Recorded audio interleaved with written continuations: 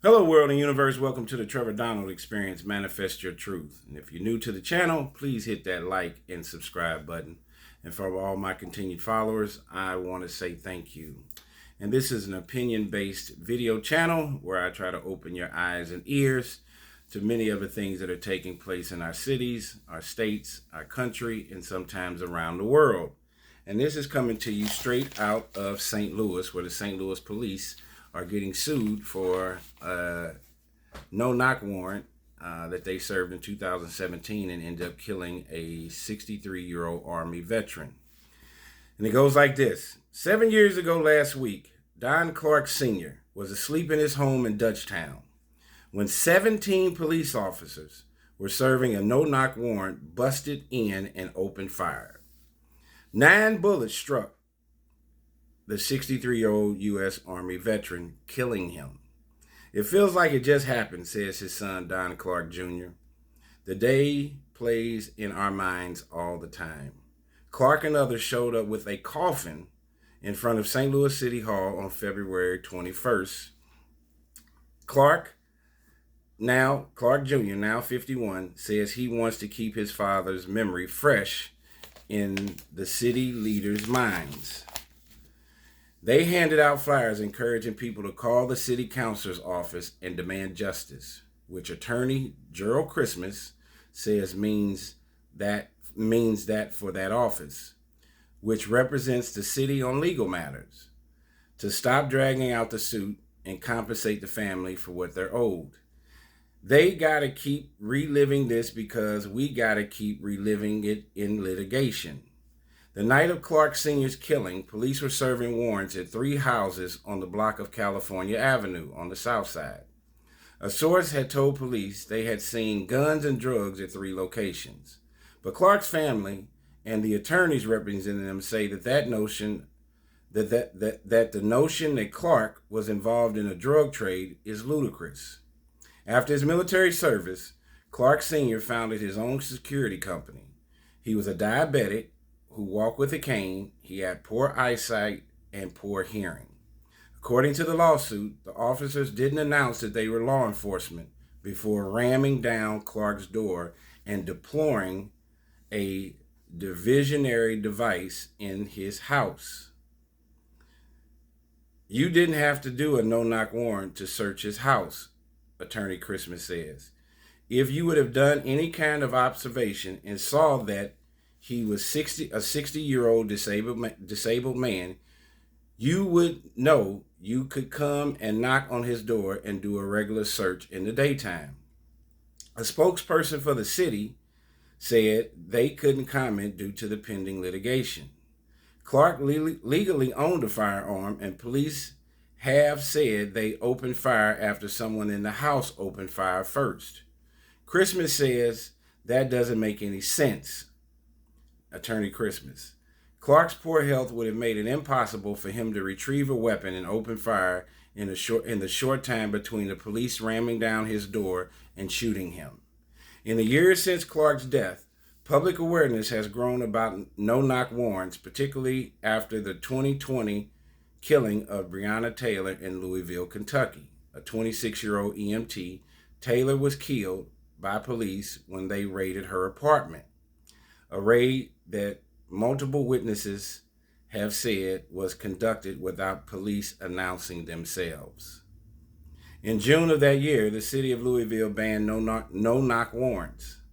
Mayor Tashar Jones followed suit 2 years later, banning the practice in St. Louis via executive order. For Clark's family, however, 7 years have gone by and they are still waiting for resolutions on the lawsuit filed against the city. Rather than settle the case, attorneys for the city have argued unsuccessfully that it should be dismissed from it. The parties went to mediation, but Attorney Christmas says they could not make any progress. Christmas says he cannot discuss the details of mediation beyond saying, "I'd be too embarrassed to tell you what they offered as a settlement to this family. It was an insult and ridiculous." Furthermore, Attorney Christmas says the city councilor's office was aware of a St. Louis Metropolitan Police Department internal audit that revealed problems with the Clark no-knock raid, but didn't disclose it. Details about it later became public via a different case. If they'd been honest at the mediation, we could have been done with this by now, Attorney Christmas says. Christmas says that he wanted the casket at City Hall because the office of the city councilor, Sheena Hamilton, is inside. When do you say that you know that the people that you are dealing with are not right and say we need to compensate this family and close this case out, Attorney Christmas says? When does the humanity come in and play a part?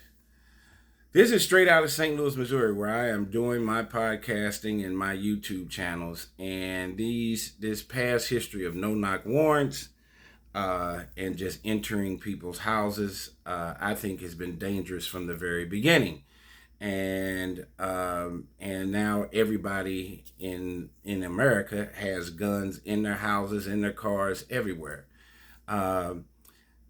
You have to make sure, why would 17 police officers, they got to make sure they have the right address, all of those things from a legality standpoint before you decide to go ram somebody's door down.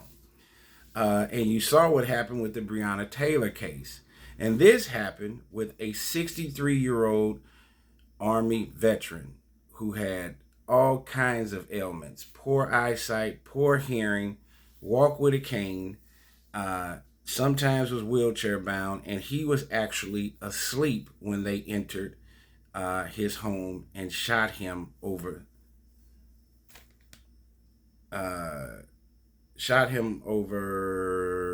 9 times. That is just egregious and ridiculous.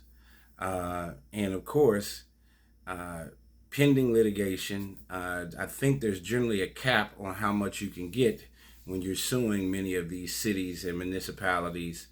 But for this to drag out for 7 or 8 years after they killed basically one of their own.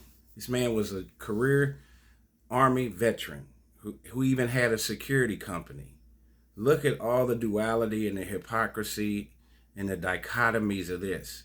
The man spent his years as a military man. Then he had a security company. He's on the same side of people that want to uphold and upstand public safety, like a police officer, like a lawyer. And he ends up getting shot in his own home multiple times and murdered. And you got 17 police officers there. Where is the sergeant, the captain? Where was the checkoff list to make sure that they were going into the right house and doing the right thing?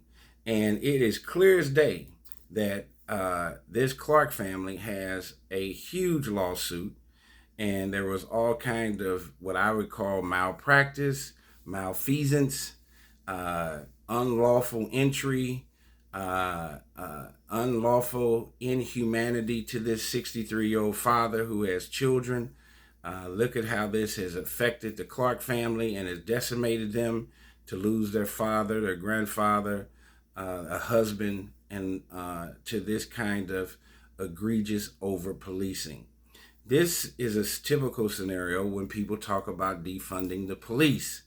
And I'm not in favor of defunding the police. Police serve a purpose for our public safety, but they have got to start looking in the mirror and making sure by any means necessary that they're checking off all the boxes to do the right thing.